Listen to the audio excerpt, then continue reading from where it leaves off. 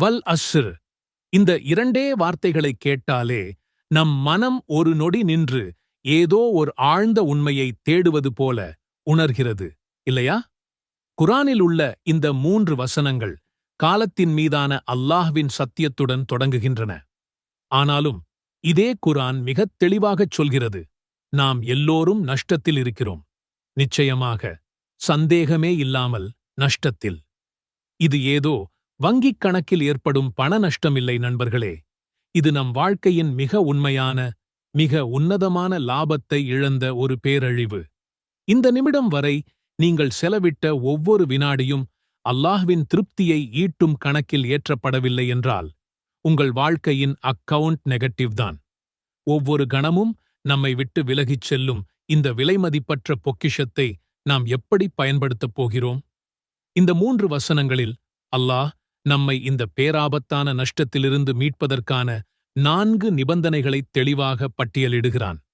இந்த 4ஐயும் நம் வாழ்க்கையில் ஒரே நாளில் கடைப்பிடித்தால் போதும். உங்கள் வாழ்க்கையின் பாதை முழுவதுமாக மாறும். நாளையே தொடங்கினாலும் போதும், நீங்கள் வெற்றி பாதையில் பயணிக்க ஆரம்பித்து விடுவீர்கள். தயாரா? வாருங்கள், இந்த அற்புத சூராவின் ஆழமான ரகசியங்களை ஆராய்வோம். இன்று நாம் பார்க்கப் போவது குரானின் 103ஆம் அத்தியாயம், சூரத்துல் அஸ்ர். இந்த சூரா ஒரு குட்டி சூராதான், வெறும் 3 வசனங்கள். ஆனால் இதன் ஆழம் கடல் போன்றது.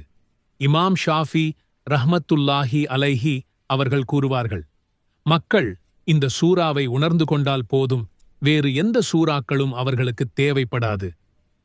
அவ்வளவு சக்தி வாய்ந்தது இந்த சூரா. பொதுவாக நாம் அன்றாட வாழ்வில் மிஸ் பண்ணும், அலட்சியப்படுத்தும் பெரிய விஷயங்களையெல்லாம் இந்த குட்டி சூரா அழகாக, ஆழமாக, ஆனால் சுருக்கமாக பிடித்துச் சொல்லிவிடுகிறது. இது வெறும் வசனங்களின் தொகுப்பு அல்ல, இது ஒரு முழுமையான வாழ்க்கை வழிகாட்டி. வாருங்கள், ஒவ்வொரு வசனமாகப் பார்த்து நம் வாழ்க்கையில் இந்த மகத்தான போதனைகளை எப்படிச் செயல்படுத்தலாம் என்பதை தெளிவாக்குவோம். இதன் மூலம் நம் ஒவ்வொரு நாளையும், ஒவ்வொரு நொடியையும் அர்த்தமுள்ளதாக மாற்றலாம். காலத்தின் மீது சத்தியமாக. இந்த வசனம் காலத்தின் மீது அல்லாஹ் சத்தியம் செய்வதன் மூலம் தொடங்குகிறது. இங்கே அல்லாஹ் வெறும் காலத்தின் மீது சத்தியம் செய்வதோடு நின்றுவிடவில்லை.